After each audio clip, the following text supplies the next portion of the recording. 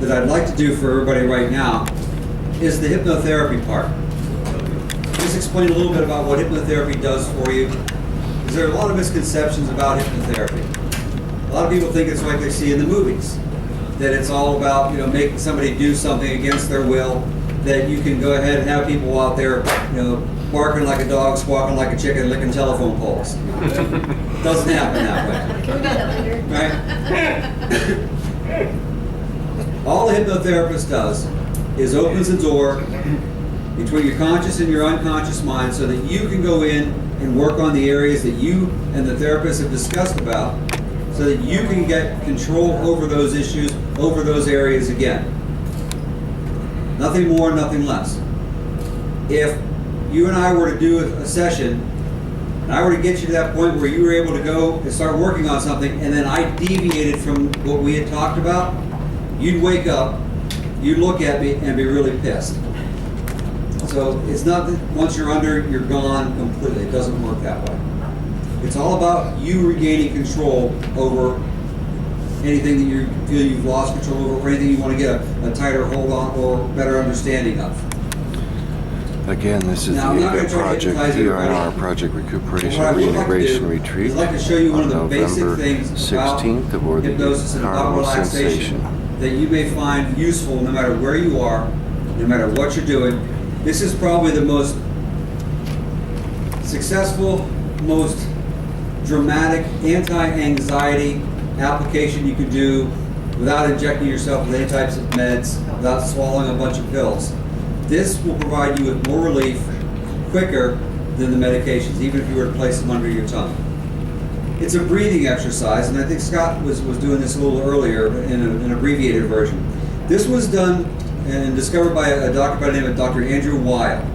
You can pick up his books, you can pick up his CDs in the library. You don't have to pay for them. And this is called Breathwork, is the name of the book. The CD that's on there gives you about 8 different ways of breathing techniques so that you can increase your energy if you need it, you can slow it down, you can become completely relaxed. This is the most effective relaxation method on the planet, according to Dr. Weil. And I'd like to teach it to you. Once you've learned how to do this, it takes about 1.5 minutes to complete the exercise. And in that exercise, the change in your physiology, the change in the anxiousness that occurs is incredible. So, first of all, what I'd like to explain to you is the fight or flight method. What happens when we get into fight or flight is that we start to downshift from our neocortex. That's that gray regulating matter you see in all the horror movies of the brain.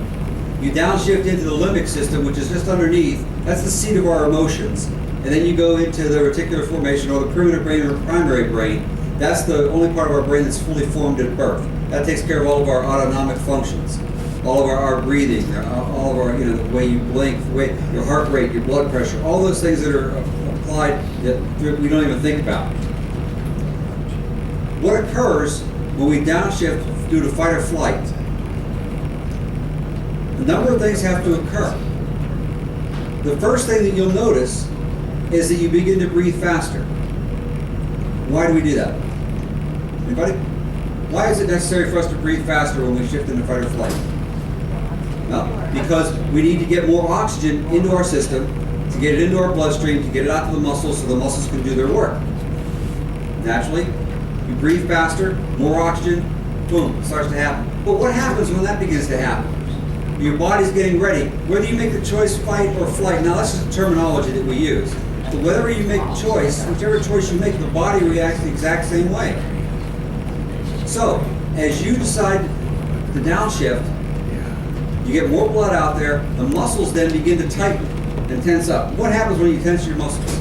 You notice the veins start to pop out a little bit there? Why? Well, because now it's restricting the blood flow. The muscles tightening like that restricts the blood flow, so what has to happen? The heart has to work harder. The blood pressure has to go up.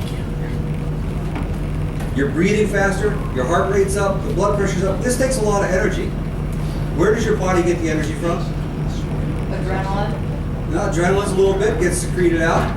But where does it get the rest of the energy from? We can't plug ourselves into an outlet. Well, nope, it's not going to come from food. We're not gonna be processing food in fight or flight. But it's your self-motivation. Yeah, the liver, all these other organs that the brain deems unessential at this point in time for fight or flight, the brain will shut it down. Keep in mind, the brain is a very selfish organ. The brain will sit there and say, you know what, I can live without a hand, I can live without a foot. I don't care. That's why you go into shock. The brain's pulling all that blood up to itself. So, the brain starts to shut down all those organs. Shuts down your digestive tract. Shuts down the kidneys, shuts down the liver, shuts down the pancreas, shuts down all these things. It's not going to need to. It can take that energy for fight or flight.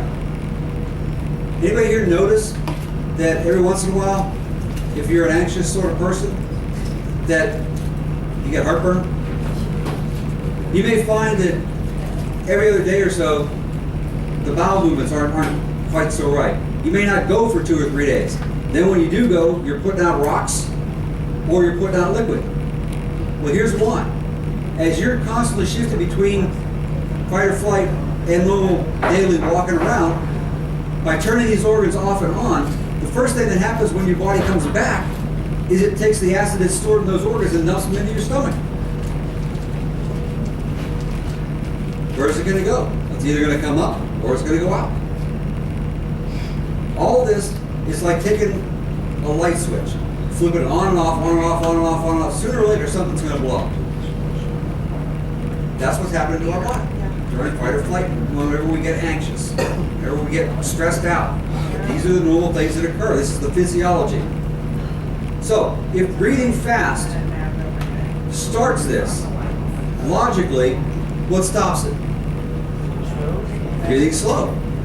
So what I'm about to teach you is an exercise on how to breathe to calm yourself down after you've noticed that you're breathing faster. After you notice that, wait a minute, I'm walking around with clenched fists. Or I'm having difficulty, I'm not hungry, haven't been hungry for a couple hours. Maybe 6, 7, 8, 9, 10 hours. Because you're stressed out. Because the body doesn't want to eat. But these are things that you don't notice over time. Why? Because you're with yourself. It's like if we were to sit in this room for about 10 years, and at the beginning, day one, we said, you know, we're going to paint these walls white. So we painted them white. 10 years later, we said, you know what? We're going to paint them white again. What happens when you put that first strip of white paint up there? It looks a lot different than the paint that's on that wall. But we never noticed it because we were in this room for 10 years. It's the same thing. If you're walking around with yourself, you don't notice you're breathing fast. Somebody else might go, wow, you're almost hyperventilating there. But you don't notice it because it's a natural occurrence. It ramps up over a period of time. Unless something happens that causes a physical reaction. You know, say you're driving on the highway and somebody cuts you off, and all of a sudden it ticks you off. Well, that's different. Right? That way you'll notice that one. But over a period of time, if life in general is just bothering you, you may not notice that you've been stressed out for at least a day. Somebody else would say, and it's especially nice to have all the spouses that are here, because you can look around and go, you need to breathe.